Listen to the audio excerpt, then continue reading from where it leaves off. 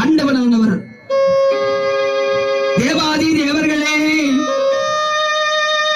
என்னை அழைக்காத தச்சனுடைய யாகத்தில் நீங்கள் எல்லோரும் கலந்து கொண்ட காரணத்தினாலே சூரபதமன் சிங்கமுகன் தாரகாசுரனிடத்தில் இத்தனை வேதனைகளை நீங்கள் அனுபவிக்கிறீர்கள். அது சீக்கிரத்தில் பங்குனி உத்திர திருநாளில் பார்வதி திருக்கல்யாணம் நடைபெறும். அப்பொழுது இந்த உலகத்தில் என் அம்சமாக ஒரு மகன் தோன்றுவார்.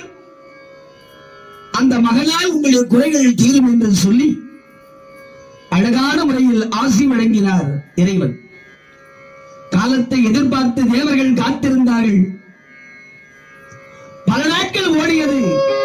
சூரபதமன் சிங்கமுகன் தாரகாசூரன் 1008 அண்டங்கள் 108 யுகம் அடக்கி ஆளும் வரம் பெற்றவன் சூரபதமன்.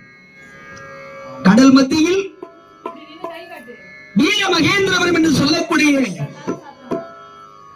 அற்புதமான ஒரு நகரை அமைத்து மிகச் சிறந்த முறையில் அந்த வீர மகேந்திரபுரத்தை ஆட்சி செய்தான் சூரபதமன். நான் சுமந்த தேவர்கள்